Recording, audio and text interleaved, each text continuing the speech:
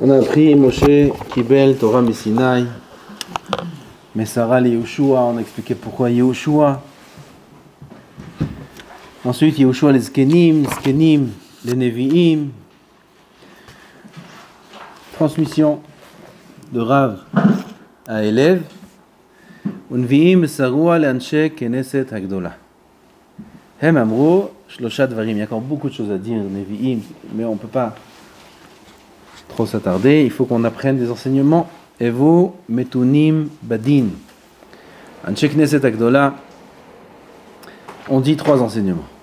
Anshe Knesset Hagdola, Rabotay. Anshe Knesset Hagdola. Toutes les tfilotes qu'on fait, toutes les takanot qui existent, tous les dinim des Rabbanan viennent d'eux. Anshe Knesset Hagdola. Evo Metunim Badin. Ve'ha'amidu talmidim arbe ve'asu seyag la Torah. Premier enseignement des Pirkei Avot. Evo Metunim Badin. Soyez matoun. Matoun. Un mot bidiouk. Qui c'est qui peut nous le sortir? Le mot bidiouk. Pas patient, pas méticuleux, pas vigilant. Matoun, c'est l'inverse de l'empressement. Posé. Relax. Attends. Modéré. Attentionné. Bref, ne pas être empressé. L'inverse de l'empressement, c'est ce qu'on appelle la métinout. Et vous, metunim badin. Alors c'est vrai qu'à priori on parle des dayanim. Mais on va voir que c'est pas d'Afka les dayanim, c'est pas seulement les dayanim, les rabbanim qui tranchent les dinim, ça c'est évident, on en parlera en deuxième étape. D'où on apprend ça? D'où Anshe Knesset Hagdola ont appris ce principe-là d'être matoun badin, de la paracha. Parashat Hashavua, la paracha se termine. Velo ta'alu b'ma'alot al mizbehi. On a à la fin de la paracha le Mizbeach, au Beth Amikdash, Mizbeach, l'autel. Et là-bas il y avait un kevesh, une pente qui monte. Cette pente-là, faut la faire comme elle est sous forme de pente et non pas sous forme d'escalier. Lo ta'alu b'ma'alot al mizbehi. Pourquoi? Que la herva soit pas mitgala. Parce que si on monte en escalier, alors il faut faire des pas plus grands. Quand on monte en pente, on peut faire des petits pas. Quand on monte des escaliers, il faut faire des pas plus grands. Et quand on fait des pas plus grands, ça peut être mégalé la herva. La herva, c'est la brite. Si un homme il fait des grands pas, il y avait un me'il comme une sorte de djellaba qui tombait jusqu'aux jambes. Si il fait des grands pas, la herva se dévoile. Et la herva se dévoile sur le Mizbeach. Mizbeach c'est kadosh. Quoi, les Kohanim, ils n'avaient rien en dessous. Ils avaient des pantalons. Ou michnese bad, il bash al besaro. Ils avaient un pantalon. Pas la herva se dévoile. Quand bien même s'ils étaient couverts, même si la herva est couverte, le fait de faire des pas, c'est un manque de pudeur, c'est un manque de sensibilité à la Kedusha. Et la Torah l'interdit. De suite, qu'est-ce qui est écrit? Parashat Hashavua, ve'ele hamishpatim. Ve'ele hamishpatim, asher tasim lifnehem. De là, on apprend le Hekesh, du fait que la Torah a juxtaposé la paracha du Mizbeach avec Mishpatim. Toujours on apprend le lien entre la fin de paracha et le début de paracha. Comme la fin de paracha, c'est Mizbeach, velo ta'ale b'ma'alot al mizbehi, ve'ya Mishpatim. De là on apprend que de la même manière qu'il faut, on y arrive, que de la même manière qu'il faut monter à petits pas, faire attention, il faut comprendre le rapport en vérité.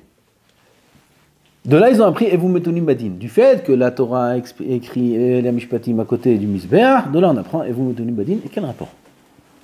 Sur ça, on va parler un petit peu aujourd'hui parce que c'est un point très important qui ne concerne vraiment pas que les Dayanim. Il y a une Gemara dans Brachot, Kaf. Vous avez fait Daf Kaf, Rabbi David? Hein? Kaf, vous avez fait? Rabbi Avada Bar Ahava. Il a vu une fois une femme qui était habillée d'un vêtement pas de sanoua. Pas de sanoua. Il a vu ça, sans réfléchir. Il s'est empressé vers elle. Il a pris son vêtement, c'était un vêtement Elion, un vêtement supérieur. Supérieur? Pas supérieur. Elion, Beged Elion. Hein? Il y avait plusieurs vêtements. Il y avait un manteau, une sorte de manteau, une veste. Lui, il l'a pris, il a déchiré. C'est pas de sanoua. Elle est restée de sanoua. C'est pas qu'elle, c'est pas de sanoua. Elle avait des parties de son corps qui n'étaient pas couvertes. C'est encore pire s'il déchire. Non, c'est un Beged pas de sanoua. Il était rouge, il était pas digne d'une bat Israël. Ce vêtement-là. Et Ravada Barava, il a vu ça, il s'est empressé, il a été dit tout de suite, sans réfléchir, il a déchiré son vêtement. Mais il s'est avéré que c'était pas une juive. C'est une Goya. Ouah, Goya, Beddin, Bet Mishpat, elle l'a attaqué, et ça lui a coûté 400 zouz. C'était un vêtement pas ordinaire, c'était une des marques qui marche bien aujourd'hui. Et un vêtement de marque, ça coûte très cher. Comme tout le monde sait, pas que ça vaut quelque chose, mais c'est comme ça. Ça coûte très cher. Effectivement, il a payé ça, Arba Me'ot Zouz. Arba Me'ot Zouz, c'est la paye moyenne de 2 ans de travail. Ça coûte très cher. Arba Me'ot Zouz. Et à dire Ravada Barava, Maton, Arba Me'azouzé. La métinout, la patience, pas patience, mais de ne pas s'empresser, ça coûte 400 zouz. Matoun, arba me'azouzé. La métinout.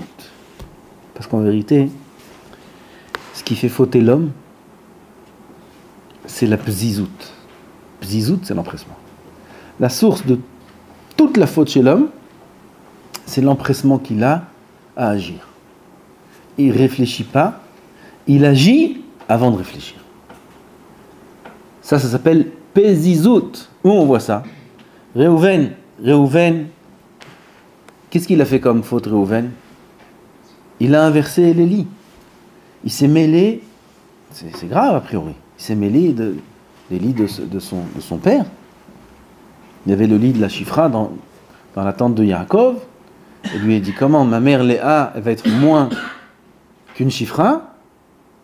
Il n'a pas pu accepter.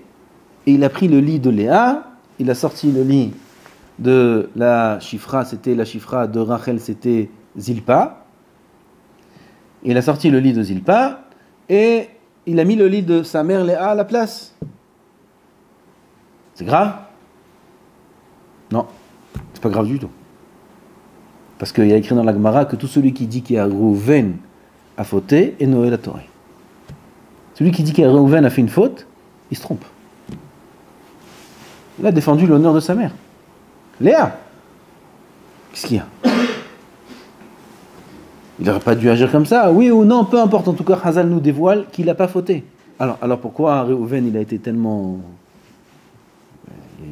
réprimandé sur cet acte? Alors, regarde dans les klalotes, c'est quoi les klalotes qu'il a maudit? Dans les brachot qu'il a fait Yaakov, alors il a parlé de chacun des Shvatim, et quand il arrive à Réhouven, qu'est-ce qu'il a dit? Pahaz kamaim altota. Pahaz. Pahaz, c'est pézizout. Pahaz, c'est l'empressement. Pourquoi, Réhouven, tu t'es empressé à agir de cette façon? La faute, c'est pas l'action. La faute, c'est d'agir sans réfléchir. Ça, c'est la faute. La faute, c'est de s'empresser.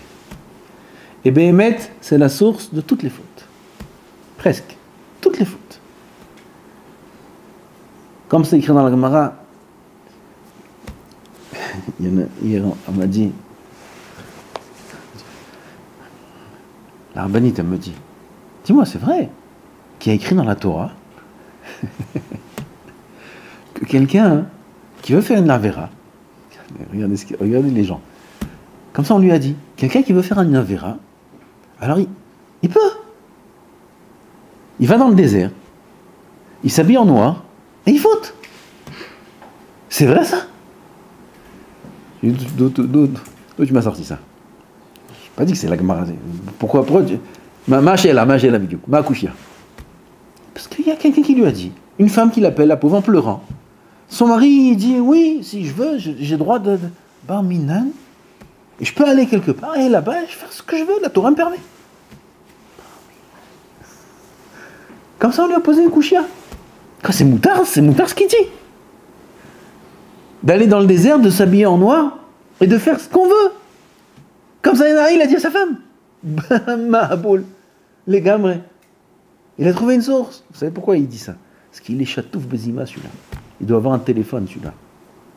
Il doit avoir accès à Internet. Il doit l'avoir. Là-bas, il s'est brûlé sa neshama, celui-là. Maintenant, il est obligé. Il est religieux. Sa femme est religieuse, elle a des enfants. Il est obligé de trouver un éther. Il ne peut pas. Il a trouvé un éther. Hazal, ils disent celui qui veut faire une avéra, c'est Hazal, c'est une Gemara. Celui qui veut faire une avéra, quoi, c'est une Gemara, c'est une Gemara. Il bâche chorim, et là-bas, qu'il fasse ce qu'il veut. Est-ce que ça veut dire que la avéra est permise? Et là, c'est quoi la kavanat Hazal? C'est bidou ce qu'on dit ici. Tu veux faire une avéra? Pas de problème. Attends, pas tout de suite. Habille-toi en noir. Nous, aujourd'hui, on est tous habillés en noir. À l'époque, personne ne s'habille en noir. À l'époque, le noir, c'était les endeuillés.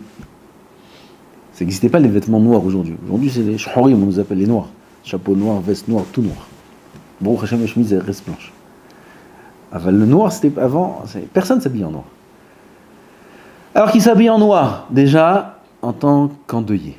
Qu'il sache qu'il fait partie d'une catégorie de gens qui sont morts.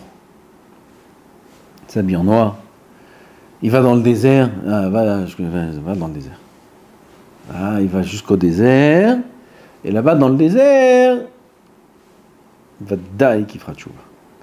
Il n'arrivera jamais dans le désert. Pourquoi? Parce qu'à partir du moment où tu t'empresses pas, tu fautes pas.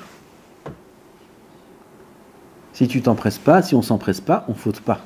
Si on se laisse un temps avant la faute, un temps avant l'action, un temps avant la décision, on prend la bonne. On prend la bonne décision. Juste, il faut être matoun.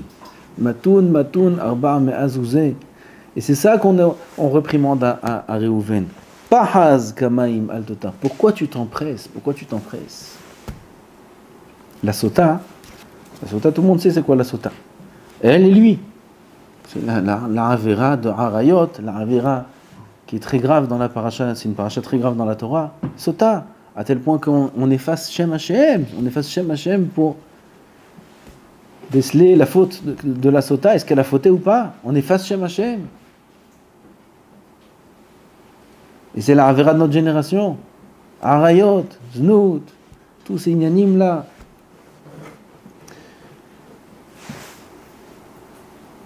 Qu'est-ce qui est écrit sur la sota? Raglaim memaharot la route les ra'a. Comme ça la Gemara les doreshet. C'est qui la sota? C'est celle qui a raglaim memaharot la route les ra'a. Celle qui a les pieds qui s'empressent à courir vers le mal. Voilà ce que le pasuk dit dans Mishlei sur la sota. C'est-à-dire Shlomo HaMelech, en vérité, il révèle la source de la faute. Pourquoi la sota a fauté? Et la sota, c'est une femme mariée. C'est une femme mariée. Elle a un mari. Elle a des enfants. Elle a une famille. Si jamais elle faute, elle perd tout. Elle est interdite au Baal, au mari. Elle est interdite au Boel. Elle est interdite même avec celui avec qui elle a fauté. Elle croit qu'elle va refaire sa vie avec un autre dans l'interdit. Elle va vivre avec lui, elle va se marier avec lui. Madame, interdite à tout le monde. À tout le monde, elle est interdite. Son mari n'a plus le droit de vivre avec elle. Elle a détruit une famille. Comme c'est grave. Si cette femme-là, elle réfléchissait un petit peu, elle ne serait pas arrivée à ça. Elle ne serait pas arrivée à cette faute-là.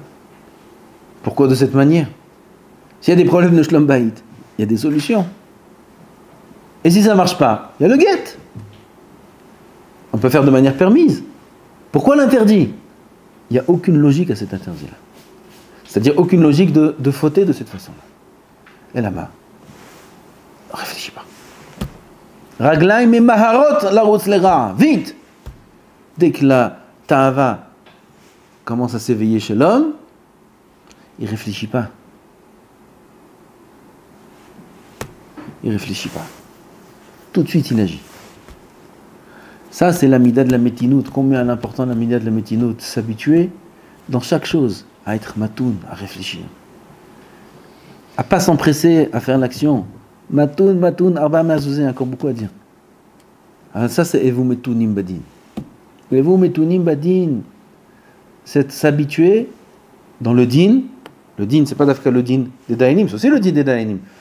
Une question se pose au dayanim, ou un din. A priori, le din est simple. Simple. On va voir Rabbeinu Yonah sur ça. Parce que ça va nous apprendre pour nous aussi. Mais a priori, je connais la halakha. Je sais ce qui est écrit. Baki, j'ai fait 1000 fois le Shulchan Aruch. 1000 fois. Comme Ab Moshe Feinstein, alav hashalom. Quand on a dit, il citait par cœur tout le Shulchan Aruch mot à mot. Tout le Shulchan Aruch. Je dis, Rabbeinu, comment c'est possible? Parce qu'il a demandé qu'on l'examine avant de mourir. Il était malade, il était sur le point de quitter ce monde, et on lui a demandé, et il a amené ses élèves, il a demandé qu'il interroge. Il était comme ça, fatigué, malade, et il commençait à citer par cœur, réciter par cœur tout le Shulchan Aruch. Pas tout, ça peut prendre un mois, je ne sais pas combien de temps, rien que de lire le Shulchan Aruch, combien de temps ça. Lire les halachot, ça prend à peu près, si on veut finir le Shulchan Aruch en un mois, ça prend à peu près 4 heures par jour. Rien que de lire. Lire. 4 fois 30, ça fait combien? 120. Rien que de lire le Shulchan Aruch, c'est 120 heures. Lire, sans expliquer. Tout. Lire, la lecture. Il connaît tout le Shulchan. Il se dit, Rabbeinu, comment on arrive à un niveau pareil? Il dit, qu'est-ce que vous voulez?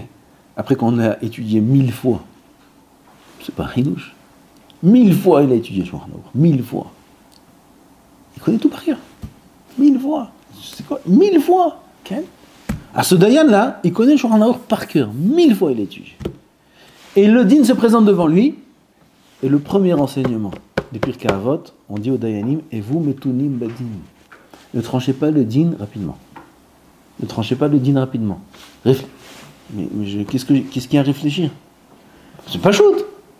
Ma, ça y est, Shulchan Aruch mevorash, Shulchan Aruch mevorash, Maran mevorash. Quand bien même. Doucement. Réécoute. Réfléchis. Matoun, léat.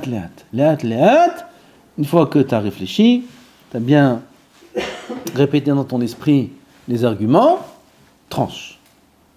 Même si tu as l'air évident, réfléchis avant de trancher. Ça, c'est le din. Pareil comme un homme, il se fait son din à lui-même. Il fait son din. Qu'est-ce que je fais? J'y vais ou j'y vais pas? Il y a un seder. Il y a peut-être une avéra là-bas. Il y a peut-être Bitoul Torah. J'y vais ou j'y vais pas? Lui, à l'intérieur, dans son cœur, c'est déjà décidé. J'y vais. Mais son matzpoun. Hein? Matzpoun. Non. Non. Sa mauvaise conscience. Non, pas mauvaise conscience. Mais non. Comment on dit matzpoun? Son matzpoun, ça ne le laisse pas, Non, l'inverse. Hein? Non. Bref, son matzpoun ne laisse pas. Il dit, comment je vais faire ça? Il sait qu'il a une fête ce soir, il a un mariage, il a... Hein? Sa conscience peut-être, sa conscience. Non, sa conscience ne le laisse pas. Je suis pas sûr, je pense que c'est ça. Bref, il veut aller quelque part, il veut aller Shabbat là-bas, il y a Shabbat Yeshiva, il veut pas aller Yeshiva, il veut faire ci, il veut faire ça, il veut aller à ce mariage, il y a un mariage. Conscience? Mais sa conscience ne le laisse pas. Pourquoi? Il sait que là-bas, ça va pas être halak. Lui, dans son cœur, il y est déjà. Il est déjà là-bas. Sûr. Alors maintenant, soit il décide tout de suite, il tranche le din, comme ce Dayana, tout de suite. Ça, c'est pas chaud, ça, dans ce cas-là, pas chaud, j'y vais. Soit il est matou. Attends, je réfléchis. Attends, je demande au Rav. Attends, je fais une action qui me fait freiner. Avant de décider, je fais quelque chose qui me freine. Qu'est-ce qui va me freiner si je vais demander? Si j'ai demandé, je sais ce qu'ils vont me dire. Je sais ce qu'ils vont me dire. C'est ce qu'il va me dire le Rav. Le Rav va me dire non. Alors là, il y a dans son cœur l'empressement encore pire, parce qu'il veut vite le faire avant qu'il ait l'occasion de demander. Quand ça, c'est fait. C'est fait, je suis plus là, voilà, j'ai disparu. Ou bien, non, il va être matoun. Il va se laisser l'occasion de faire le bien. Il va se laisser la possibilité de faire le bon choix. Et il va faire une action. Je donne un exemple, demander au Rav, prendre un livre de Moussa, étudier un petit quart d'heure avant. Un petit quart d'heure avant, il va étudier. Il dit, je ne suis pas sûr, en vérité je suis sûr que c'est pas bien, mais je ne veux pas m'empresser. Je ne veux pas m'empresser tout de suite à sortir, à aller faire ce que j'ai à faire, alors que c'est en plein céder, c'est en plein... Je donne des exemples qui ne sont pas forcément ceux-là. Il va être matoun, il va mettre un frein. Je vais demander, je vais étudier, je vais prendre un pérec de Télim, je vais lire un Télim. Hop, il s'est mis un frein. Ouh. Celui-là déjà, il a gagné d'office le Yetzer Hara. C'est sûr que le choix qu'il va faire va être le bon. S'il est amiti, s'il est vrai, il est franc, il sait que il est sa